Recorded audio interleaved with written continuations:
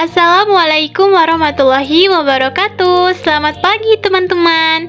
Pertama-tama, marilah kita panjatkan puji syukur terhadap Allah Subhanahu wa Ta'ala yang mana masih memberi kita beribu-ribu nikmat sehingga kita masih dipertemukan di ruang kelas ini.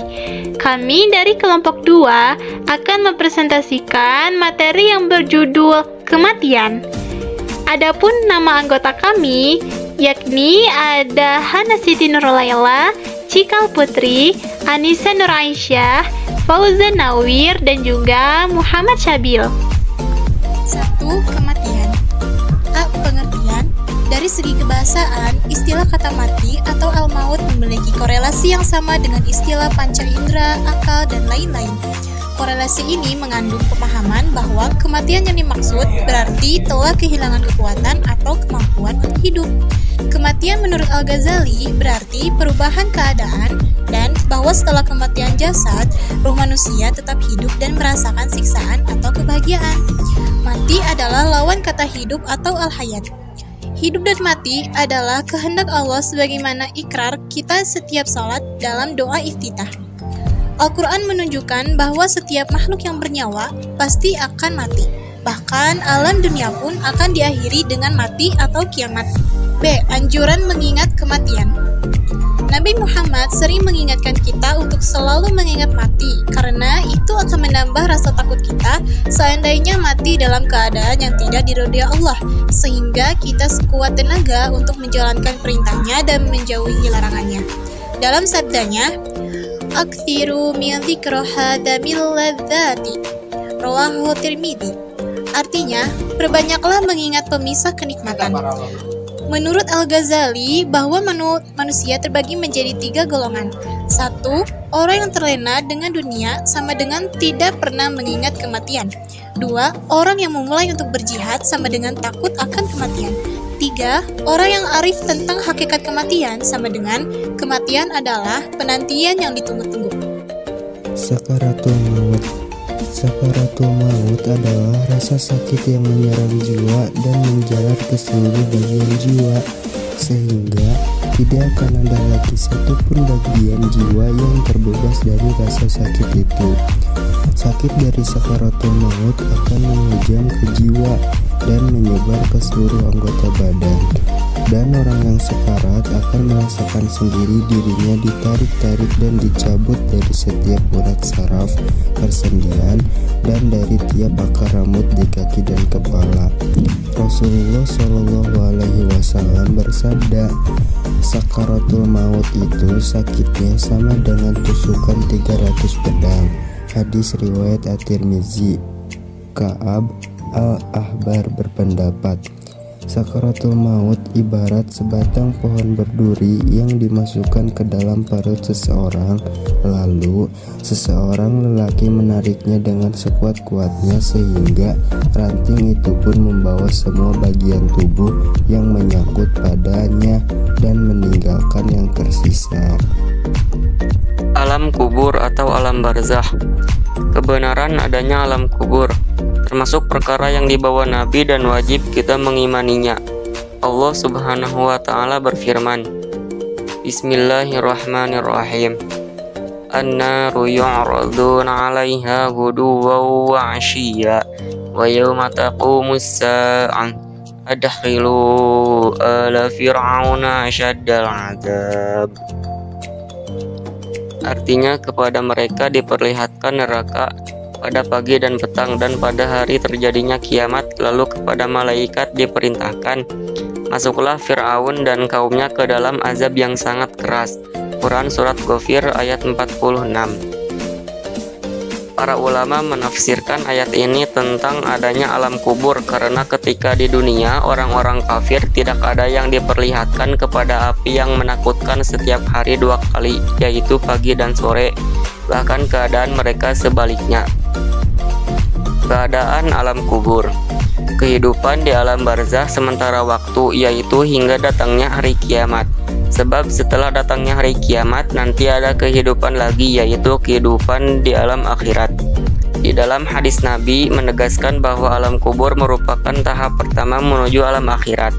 Alam kubur bisa juga sebagai taman surga atau lubang neraka. Seseorang yang selamat melewati tahap pertama itu untuk tahap selanjutnya bakal lebih ringan. Dan jika tidak selamat, maka tahap selanjutnya akan semakin berat. Kembalinya ruh ke alam jasad. Ketahuilah bahwa telah diriwayatkan secara sabit dalam hadis-hadis yang sahih tentang kembalinya ruh ke jasad di dalam kubur, seperti hadis Al-Bara bin Azib yang diriwayatkan oleh Al-Hakim, Al-Baihaqi, dan Abu Hawanah dinilai sahih. Oleh beberapa hafiz sahih juga hadis Ibnu Abbas yang marfu. Hadis riwayat Ibnu Abdil Baru dan Abdul Haq Al-Ishbili, dan beliau menilainya sahih. Hal yang disebutkan dalam hadis ini meniscayakan kembalinya ruh ke dalam badan seluruhnya, dan inilah zahir hadis tersebut atau sebagian badannya. Nikmat kubur. Dalam kitab Sahih Ibnu Hibban juz 5 halaman 50 disebutkan dari Abu Hurairah dari Nabi Muhammad SAW bahwa beliau bersabda, artinya, sesungguhnya orang mukmin di dalam kuburnya akan seperti taman yang hijau dan kuburannya akan diluas 70 ziro atau hasta, dan akan terang menjerang seperti terangnya malam pada waktu bulan purnama. Dalam hadis ini menjelaskan bahwa Allah akan memberikan kenikmatan di kuburan berupa diluaskannya kuburannya sampai 70 ziro bagi orang yang bertakwa kepada Allah dan menjauhi larangannya. Pertanyaan malaikat dan siksa kubur. Al-Bukhari dan Muslim meriwayatkan dari Anas dari Nabi Shallallahu Alaihi Wasallam, artinya, sesungguhnya seorang hamba ketika diletakkan di dalam kuburnya dan para sahabatnya telah berpaling darinya, dan ia pun mendengar suara sendal mereka ketika mereka meninggalkan tempat. Maka datang kepadanya dua malaikat lalu mendudukannya seraya berkata, "Apa yang kamu katakan tentang laki-laki ini, Muhammad?" Orang mukmin yang sempurna imannya menjawab, "Aku bersaksi bahwa dialah hamba yang utusan Allah." Kemudian dikatakan kepadanya, "Lihatlah tempatmu di neraka. Allah telah menggantikannya dengan tempat di surga." Maka ia melihat dua-duanya, sedangkan orang kafir atau munafik dia menjawab, "Aku tidak tahu. Dahulu aku berkata seperti yang dikatakan orang tentangnya." Kemudian dikatakan kepadanya, "Kamu tidak tahu kebenaran." Kemudian dia dipukul dengan palu dari besi di antara kedua telinganya, dan dia pun menjerit dengan jeritan yang didengar oleh semua yang ada di sekitarnya kecuali manusia dan jin. Hadis riwayat Al-Bukhari dan Muslim. Hadis ini menjelaskan bahwa pertanyaan malaikat Munkar dan Nakir adalah suatu kebenaran, dan orang tidak bisa menjawab pertanyaan kedua malaikat tersebut akan disiksa dengan pukulan. Hikmah kematian dan alam kubur. 1.